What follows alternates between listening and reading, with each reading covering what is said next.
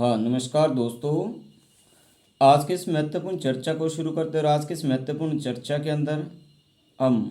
System approach के ऊपर बात करने वाले। जो सिस्टम अप्रोच है राजनीति विज्ञान के अंदर या इंटरनेशनल पॉलिटिक्स के अंदर या कंपैरेटिव पॉलिटिक्स के अंदर एक महत्वपूर्ण जो थ्योरी रही है वो सिस्टम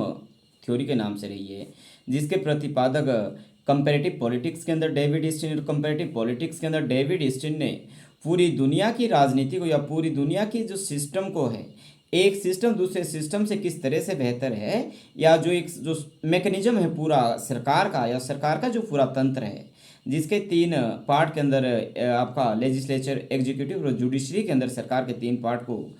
काउंट किया जाता है। डेविड ईस्टन ने अपने सिस्टम थ्योरी के माध्यम से पूरे से पूरे के पूरे व्यवस्था सिद्धांत को समझाने का कोशिश किया है। डेविड ईस्टन ने 1953 के अंदर उनका महत्वपूर्ण एक बुक पब्लिश होता है, जिस बुक का नाम था the political system an inquiry into the state of political science में उन्होंने राजनीति विज्ञान में एक समान व्यवस्था सिद्धांत का जो विचार है उसको प्रस्तुत किया था 1953 के अंदर। और डेविड ईस्टन ने राजनीतिक व्यवस्था का जो विश्लेषण करते हुए उन्होंने इसके अंदर मूल्यों के आधिकारिक आवंटन के रूप में इसको व्यक्त करने का काम किया गया था। ये जो बात है हमारे परीक्षा के लिहाज से, एग्जाम पॉइंट ऑफ व्यू के हिसाब से बहुत अधिक महत्वपूर्ण है। डेविड ईस्टन का यह भी मानना रहा कि राजनीतिक व्यवस्था का जो विश्लेषण है आगत एवं निर्गत, इनपुट एवं आउटपुट, ठीक है, के माध्यम से किया जाता है कि कितना आउटपुट है और कितना इनपुट है। और राजनीतिक व्यवस्था का जो विश्लेषण है वह निरंतर चलने वाले प्रभाव, मतलब सिस्टम ऑफ फ्लोज, जो सिस्टम का जो सरकार का जो मैकेनिज्म का जो सिस्टम है वह किस हिसाब से काम करता है उसके रूप में उसको क्या है व्यक्त किया जा सकता है। और डेविड ईस्टन का ये भी मानना रहा है कि राजनीतिक व्यवस्था के विश्लेषण में क्या है अत्यधिक गति पाई जाती है और व्यवस्था सिद्धांत जो व्यवस्था है वह क्या सदैव चलती रहती है। इसे डेविड ईस्टन के द्वारा क्या फीडबैक के माध्यम से भी जो गतिशीलता सिस्टम को मिलती है कि जो एक सरकार है किस हिसाब से कार्य करती है उसको जनता के माध्यम से या सरकार के अलग अलग ऑर्गन्स के माध्यम से सरकार को क्या है फीडबैक मिलती है। इसके साथ डेविड ईस्टन के द्वारा व्यवस्था अनुरक्षण तथा व्यवस्था अवस्थिति के अंदर भी भेद करने का कार्य डेविड ईस्टन के द्वारा ही किया गया है। डेविड ईस्टन का जब वो इनपुट की बात कर रहे हैं तो उसके अंदर डेविड ईस्टन ये कह रहे हैं, आगत के अंदर ये कह रहे हैं कि समाज एवं पर्यावरण के माध्यम से जो आने वाली जो मांग है उसका वह समर्थन है वह इनपुट है, आगत है। और उसके मांग के कुछ एक पहलुओं का क्या है डेविड ईस्टन के द्वारा जिक्र किया गया है, जैसे सेवाओं एवं वस्तुओं के वितरण की मांग, सेकंड व्यक्तियों के व्यवहारों के नियंत्रण की मांग, थर्ड राजनीतिक व्यवस्था के अंदर सहभागिता की मांग, फोर्थ सूचना एवं संचार की मांग, ठीक है। जिसके समर्थन के आधार पर डेविड ईस्टन का ये मानना रहा है कि जो ये समर्थन है ये भी अलग अलग रूपों के माध्यम से जनता के द्वारा किया जाता है। जैसे फर्स्ट के अंदर वो भौतिक समर्थन की मांग कर रही है कि जनता के द्वारा सरकार को भौतिक रूप से समर्थन दिया जाता है, जैसे जनता अपना टैक्स अदा करती है वो भौतिक समर्थन है। विधि के आज्ञापालन का यह समर्थन, सरकार के द्वारा जो नीतियों का निर्माण किया जाता है जनता के द्वारा उन नीतियों का पालन किया जाता है, इसका मतलब कि जो जनता है सरकार की उन नीतियों का क्या समर्थन कर रही है। नेक्स्ट है राजनीतिक क्रियाओं के अंदर और सहभागिता द्वारा समर्थन, जो सरकार के हैं या जो राज्य के अलग अलग जो पॉलिटिकल इंस्टीट्यूशंस जो काम करते हैं उसके माध्यम से भी जो जनता है अपनी पार्टिसिपेशन को व्यक्त करते क्या है सरकार के लिए अपने समर्थन को क्या व्यक्त करती है। नेक्स्ट है सांकेतिक रूप के अंदर समर्थन, इन सभी बातों का जिसके अंदर चाहे ना वो भौतिक समर्थन दे रहा है ना वो बाकी तरह की, परंतु यदि वह सरकार की विचारधारा से या राज्य की विचारधारा से सहमत है तो इसको माना जाता है कि सांकेतिक रूप से वह व्यक्ति क्या है सरकार का ही समर्थन कर रहा है। यदि आउटपुट की बात करें, निर्गत की बात करें, तो जो निर्गत का ये मतलब रहता है कि राजनीतिक व्यवस्था के निर्णयों एवं क्रियाओं से जब सरकार के पास आउटपुट आया तो इनपुट आया तो इनपुट के बाद जो सरकार ने कोई ना कोई नीति निर्माण का काम करना है, ऐसी नीतियों का निर्माण करना है जिससे कि सिस्टम के अंदर किसी भी तरह का रेवेलियन या रेवल्यूशन पैदा ना हो। जो पुनर्वेश के माध्यम से डेविड ईस्टन ये कह रहे हैं कि राजनीतिक व्यवस्था के द्वारा पर्यावरण से राजनीतिक सूचना प्राप्त की जाती है। सेकंड, जिनके माध्यम से राजनीतिक व्यवस्था अपने कार्यों के लिए समर्थन प्राप्त करती है। थर्ड के अंदर वे कह रहे हैं कि व्यवस्था के प्रति जो संभावित खतरों को भी टाला देती है। फोर्थ के अंदर पुनर्वेश के माध्यम से राजनीतिक व्यवस्था भविष्य के मांगों को भी प्राप्त करने का काम करती है। और इसके साथ साथ डेविड ईस्टन ये भी कह रहा है कि एक सिस्टम को स्मूथली चलने के लिए या निरंतरता के अंदर चलने के लिए या प्रॉपर अपनी फंक्शनिंग करने के लिए गेट कीपिंग का कार्य भी किया जाता है। जैसे घर बनाते वक्त या घर के अंदर भी हम गेट का निर्माण करते हैं कि अनावश्यक जो व्यक्ति वो घर के अंदर प्रवेश ना करे, या ऐसे व्यक्ति अनजाने व्यक्ति या बहुत अधिक मात्रा के अंदर सिस्टम के अंदर हमारे घर के अंदर भी व्यक्ति प्रवेश ना करे, इसलिए हम एक गेट का निर्माण करते हैं, दरवाजे का निर्माण करते हैं या बाकी सारी वे बंदोबस्त करते हैं जो कि हमारी सुरक्षा के लिए या सिक्योरिटी की पर्पज से महत्वपूर्ण है। सरकार भी उसी हिसाब से अपने मैकेनिज्म को सिक्योर करने के लिए सिस्टम के अंदर अधिक व्यक्तियों का फ्लो नहीं आए, सिस्टम के अंदर अननेसेसरी व्यक्तियों का आना से रोकने के लिए सरकार के द्वारा भी गेट कीपिंग किया जाता है, जिसको डेविड ईस्टन के द्वारा गेट कीपिंग बोला जाता है, जिसको नियंत्रण व्यवस्था के नाम से हिंदी के अंदर हम जानते हैं। डेविड ईस्टन का यह मानना रहा है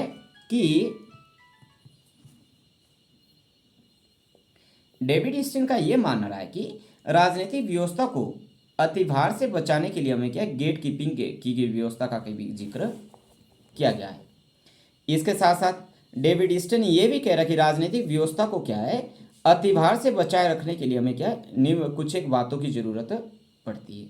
फर्स्ट के अंदर वे कह रहे हैं कि राजनीतिक व्यवस्था के अंदर अनियंत्रित और बेरोक टोक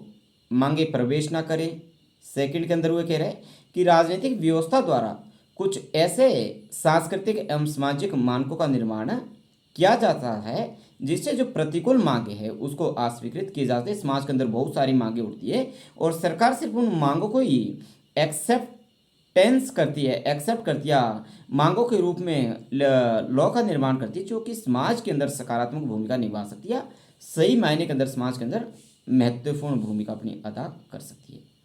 कुछ एक क्रिटिसाइजर्स के द्वारा इस बात की आलोचना इस आधार पर की गई है कि आलोचकों का ये मानना है कि ईस्टन ने अपने अध्ययन के अंदर क्या है स्टेटस को यथास्थितिवाद को क्या उन्होंने बहुत अधिक बल प्रदान किया है और इनका जो ये मॉडल है विकासशील देशों तथा साम्यवादी देशों के लिए क्या है प्रभावी रूप से इसका प्रयोग नहीं किया गया है। इसका मतलब है जो डेविड ईस्टन का जो ये मॉडल था ये वेस्टर्न कंट्रीज के लिए या खास करके कैपिटलिस्ट कंट्रीज या लिबरल डेमोक्रेटिक कंट्रीज के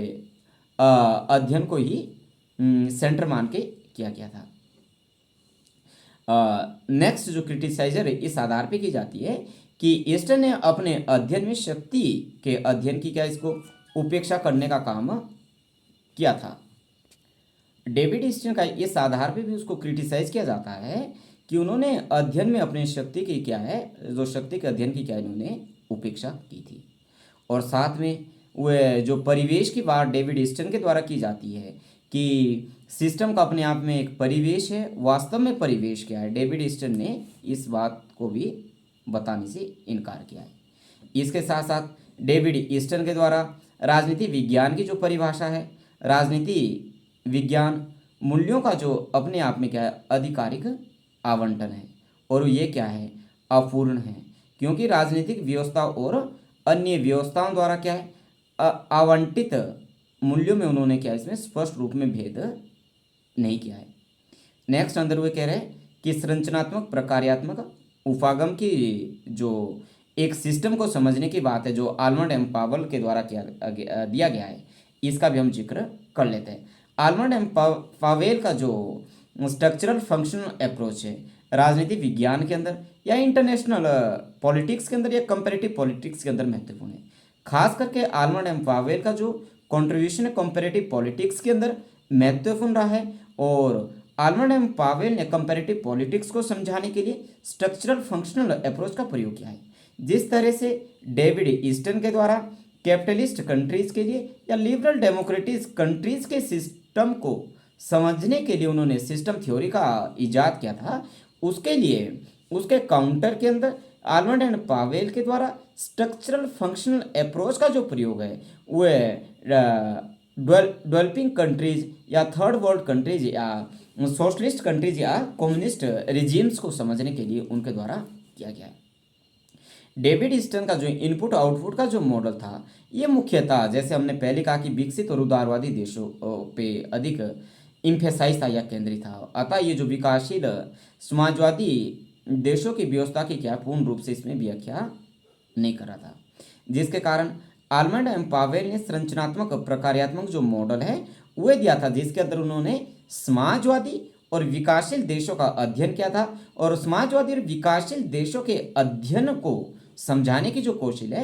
कोशिश आलमंड एंड पावेल के द्वारा किया गया था। यदि इसकी डेफिनेशन की बात करें तो आलमंड एंड पावेल के द्वारा क्या है, ईस्टर्न की परिभाषा को, डेविड ईस्टर्न की जो परिभाषा है उसके अंदर कुछ एक उन्होंने अमेंडमेंट किया था या इसको संशोधित करते उन्होंने ये कहा था कि जो राजनीतिक व्यवस्था है ये वैधानिक एवं भौतिक सत्ता का क्या अपने आप में प्रयोग है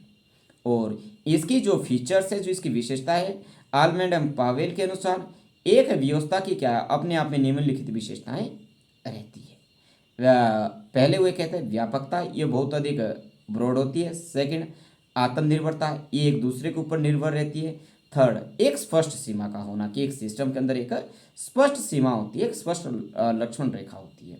और आलमंड एंड पावेल का जो मूल बल है वह प्रकार्य पर था तथा उन्होंने ये माना कि प्रकार्य के द्वारा क्या है, संरचना को समझने का जो प्रयास उनके द्वारा किया गया था। और आलमंड के विचार में क्या है, जो प्रकार्य है वह प्राथमिक है और प्रत्येक व्यवस्था के द्वारा क्या है, कुछ निश्चित जो प्रकार्य है वह संपादित होते हैं। ये जो प्रकार्य है कुछ निश्चित संरचनाओं के द्वारा भी किए जाते हैं और संरचनाओं से जो तात्पर्य है वह विभिन्न व्यक्तियों की भूमिकाओं के समुच्चय से है। और उनका ये मानना था कि न्यायाधीश की जो भूमिका है या न्यायाधीश का जो कर्तव्य है वह अपने इन कर्तव्यों से क्या अपने आप में भली भांति परिचित रहते हैं। एक प्रकार्य के अंदर एक निश्चित परिवेश के अंदर किए जाते हैं। आलमंड एंड पावेल का ये मानना रहा है कि इनके प्रयोग के द्वारा क्या है, जो राजनीतिक व्यवस्था का जो प्रकार्यात्मक जो अध्ययन है वह अपने आप में संभव है और इसका जो प्रयोग है वह तुलना के लिए भी किया जा सकता है। यदि हमने कंपैरेटिव स्टडी करना है तो इसका जो प्रयोग है इसके आधार पर किया जा सकता है। और आलमंड एंड पावेल का ये मानना रहा कि इसका जो प्रयोग है सभी प्रकार की राजनीतिक व्यवस्थाओं के लिए अध्ययन के लिए भी किया जा सकता है। और आलमंड एंड पावेल का ये भी मानना रहा है कि राजनीतिक व्यवस्था का जो अध्ययन है और इनके विकास का जो अध्ययन भी क्या है, इस उपागम के द्वारा या इस अप्रोच के द्वारा किया जा सकता है। आलमंड एंड पावेल का ये भी मानना रहा है कि राजनीतिक व्यवस्था के विकास की क्या मुख्य रूप से दो विशेषताएं पाई जाती है। फर्स्ट के अंदर वो कह रहे हैं कि संस्कृति का पंथ निरपेक्षीकरण हो, सेकंड के अंदर कह रहे हो कि संरचनात्मक विभेदीकरण हो।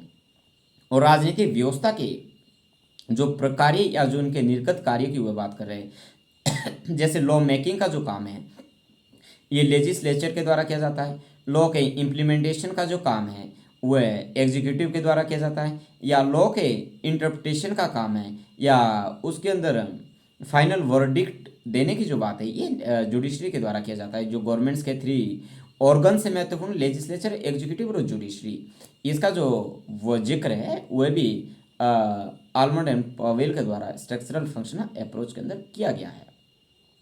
यदि राजनीतिक व्यवस्था के मुख्य कार्य या खास करके प्राइमरी फंक्शंस की या प्राथमिक कार्यों की बात करें तो फर्स्ट के अंदर जो राजनीतिक व्यवस्था के जो मुख्य कारण रहते हैं पॉलिटिकल सोशलाइजेशन रहता है कि राजनीतिक समाजीकरण रहता है। अब पॉलिटिकल सोशलाइजेशन क्या है? पॉलिटिकल सोशलाइजेशन क्या है? पॉलिटिकल सोशलाइजेशन का मतलब है कि एक पीढ़ी के जो राजनीतिक विचार है उन राजनीतिक पीढ़ियों को दूसरी पीढ़ियों के अंदर स्थानांतरित करना ही या राजनीतिक संस्कृति, पॉलिटिकल कल्चर या पॉलिटिकल रिक्रूटमेंट कहा जा सकता है। जैसे फॉर एग्जांपल यदि किसी के माँ बाप के जो विचार है भारतीय जनता पार्टी से संबंधित है या उनसे मिलते जुलते हैं, या किसी पेरेंट्स के जो विचार है राष्ट्रीय कांग्रेस से मिलते जुलते हैं, या किसी के कम्युनिस्ट के विचार है, अब फिर यदि पॉलिटिकल सोशलाइजेशन उनके बच्चों का या नेक्स्ट जनरेशन का करना है तो इस आधार पे किया जाता है कि उनके जो बच्चे हैं उनकी विचारधारा के अंदर क्या है वे भी रंग जाता है। सेकंड, पॉलिटिकल कल्चर की बात हो, इसके अंदर क्या है पॉलिटिकल कल्चर के माध्यम से जो व्यवस्था को है वो देखने का अपने आप एक नज़रिया रहता है। नेक्स्ट है पॉलिटिकल रिक्रूटमेंट या राजनीतिक भर्ती। राजनीतिक व्यवस्था को या पॉलिटिकल सिस्टम को लंबे समय तक चलाने के लिए क्या है हमें ये महत्वपूर्ण है क्योंकि हमें पॉलिटिकल रिक्रूटमेंट करनी पड़ती है, हमें राजनीतिक भर्ती करनी पड़ती है। और हर एक जो राजनीतिक दल है हर एक साल के अंदर अपना सदस्यता अभियान चलाती है, जिस सदस्यता मेंबरशिप कैंपेन के माध्यम से हर एक जो पॉलिटिकल ऑर्गन्स है या पॉलिटिकल पार्टीज है वे नए मेंबर्स को बनाती है ताकि उनकी जो पार्टी है वो अधिक से अधिक बढ़े या समाज के अंदर जो उसका प्रभाव है और अधिक विस्तृत हो। जिसके लिए जो पॉलिटिकल पार्टी है कई तरह की एक्टिविटीज़ करती है जिन एक्टिविटीज़ के माध्यम से लोगों को लुभाया जा सके या लोगों को उनकी नीतियों की तरफ उसको आकर्षित किया जा सके। इसके लिए कई तरह की वह धरना प्रदर्शन की बात हो, रैलियों की बात हो, नुक्कड़ नाटक की बात हो, पर्चा वितरण की बात हो, डिबेट डिस्कशन की बात हो, समाचार के अंदर हो, टीवी डिबेट चैनल्स के ऊपर, इस तरह की जो एक्टिविटी है पॉलिटिकल सिस्टम के द्वारा या पॉलिटिकल पार्टीज के द्वारा की जाती है। नेक्स्ट है इंटरेस्ट आर्टिकुलेशन या हित अभिव्यक्तिकरण।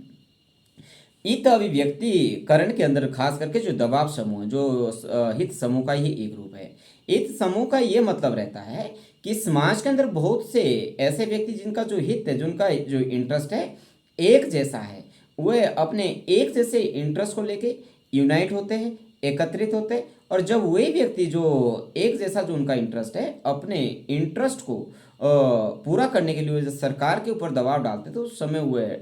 प्रेशर ग्रुप्स का रूप धारण कर लेते हैं, दबाव समूह का रूप धारण कर लेते हैं। जैसे विद्यार्थियों के अपने दबाव समूह जैसे SFI student federation of India या बाकी तरह के ऑर्गेनाइजेशंस हैं जो कि स्टूडेंट के डिमांड्स को क्या लगातार उठाने का काम करते हैं। किसानों के अपने दबाव समूह हैं, महिलाओं के अपने दबाव समूह हैं, मजदूरों के अपने दबाव समूह हैं, लॉ यूनियंस अपनी हैं, ट्रेड वालों की अपनी है। इस तरह से जो अलग अलग जो दबाव समूह है समाज के अंदर एग्जिस्टेंस के अंदर है या अस्तित्व के अंदर है। नेक्स्ट है हितों का एकीकरण या इंटरेस्ट एग्रीगेशन जिसे हम कहते हैं। इसके अंदर राजनीतिक दलों के द्वारा विभिन्न हितों का एकीकरण करना रहता है। जैसे कांग्रेस के जो विभिन्न छात्र रहते हैं, जैसे कांग्रेस के अंदर अलग छात्रों का अलग संगठन है, महिला मोर्चा अलग से है या किसानों का अलग से है। जो इस तरह से जो एक जो राजनीतिक दल है अलग अलग ऑर्गन्स को लेके या अलग अलग दबाव समूह को लेके या एक साथ चलने का काम करती है। नेक्स्ट है पॉलिटिकल कम्युनिकेशन या राजनीतिक संचार। इसके अंदर लोगों में क्या राजनीतिक दलों के उद्देश्यों की बात हो या मूल्यों के संचार जैसे प्रेस जन संपर्क के साधन की बात की जाती है। और आलमंड एम पावेल ने द्वारा क्या है राजनीतिक व्यवस्था को क्या है इसको भी निम्नलिखित रूप के अंदर इसको परिभाषित करने का काम किया है। उनका ये मानना रहा है कि जो व्यवस्था के अंदर पॉलिटिकल कम्युनिकेशन के अंदर आलमंड एंड पावेल ये कह रहे हैं कि इसके अंदर जो हर एक पॉलिटिकल पार्टीज के जो ऑब्जेक्टिव्स रहते हैं उनके उद्देश्य रहते हैं या कल्चर का जो कम्युनिकेशंस या कम्युनिकेशंस रहते हैं कम्युनिकेशंस के जो चैनल रहते हैं जैसे हमारा टीवी है, प्रेस है, मीडिया है, सोशल मीडिया है, आपका इंस्टाग्राम है, बहुत सारे जो ऐसे इंस्टीट्यूशन जिसके माध्यम से जो राजनीतिक दल है वो डायरेक्ट लोगों के द्वारा इंटरेक्ट करने का काम करती है। और आलमंड एम पावेल के द्वारा क्या है राजनीतिक व्यवस्था को क्या है इसको अलग अलग रूपों के अंदर इसको परिभाषित करने का काम किया गया है। उनका ये मानना रहा है कि व्यवस्था के अंदर क्या है अनेक अवयवों से क्या मिलकर बनी होती है और इसमें क्या बहुत अधिक व्यापकता पाई जाती है। और व्यवस्था के जो अवयव के अंदर क्या परस्पर आत्मनिर्भरता होती है और प्रत्येक व्यवस्था की क्या है एक निम्नलिखित अपनी एक निर्धारित सीमा होती है। और अपनी निर्धारित सीमा के अंदर almond and Pavel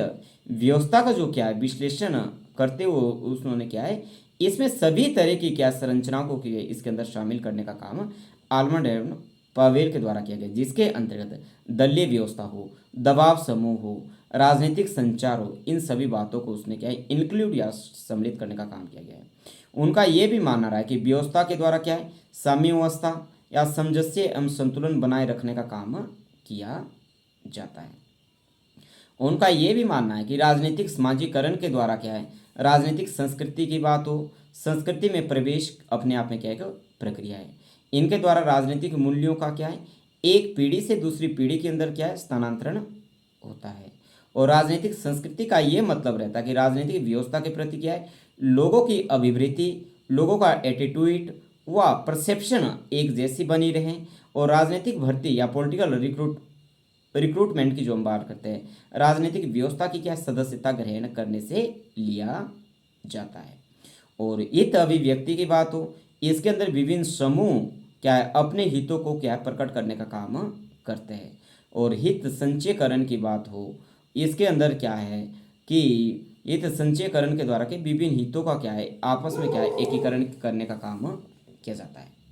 almond and Pavel का ये भी मानना कि किसी एक प्रक्रिया को संपादित करने के लिए क्या है, अनेक संरचनाओं की क्या में आवश्यकता रहती है, जबकि अनेक संरचनाओं के द्वारा क्या है, कभी कभी एक ही प्रकार के प्रक्रिया भी संपादित होते हैं। उनका ये मानना रहता है कि हित एकीकरण का जो कार्य मूल रूप से राजनीतिक दलों के द्वारा ही किया जाता है, जबकि जो हित अभिव्यक्तिकरण का जो प्रक्रिया है वह दबाव समूह के द्वारा ही संपन्न होता है। आलमंड एंड पावेल का ये माना कर रहा है कि राजनीतिक संचार को क्या है, शरीर के अंदर जिस तरह से रक्त की जो संचार की जो भांति माना जाता है, जो पॉलिटिकल कम्युनिकेशन वो हर एक राजनीतिक दल के लिए इसी हिसाब से भूमिका अपनी निभाता है, जिस हिसाब से हमारे शरीर के अंदर क्या है, ब्लड सर्कुलेशन चलता रहता है। और जिसके द्वारा जो जो राजनीतिक जो व्यवस्थाओं के अंदर क्या है, अनेक कार्यों का संपादन किया जाता है। और समाज और राजनीतिक व्यवस्थाओं के क्या मध्य क्या है, सूचनाओं का क्या है, आदान प्रदान जारी रहता है। और व्यवस्थाओं के विभिन्न भागों के अंदर भी क्या है, जो सूचना का जो प्रभाव है वो किया जाता है। आलमंड ने बहुत सारे प्रकारों क्या है, मूल इसके ऊपर बल देने का काम किया गया है।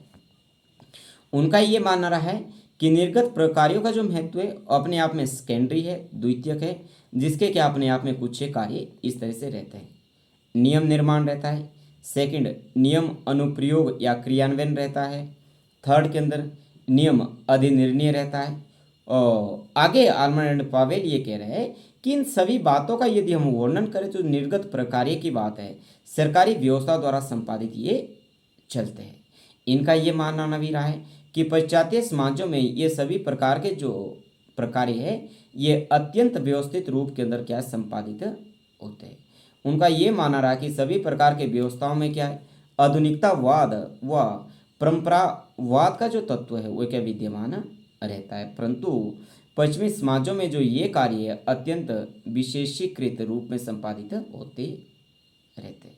आलमंड एंड पावेल का ये भी मानना रहा है कि राजनीतिक व्यवस्था के जो कुछ कार्य इस तरह से है कि परिवर्तन आगत व निर्गत में परिवर्तन की बात हो, क्षमता जिसमें राजनीतिक क्षमता की बात हो, व्यवस्था को बनाए रखने की बात हो, अनुरीक्षित करने की बात हो। इसके साथ साथ उन्होंने ये भी कहा कि संरचनात्मक प्रकार्यात्मक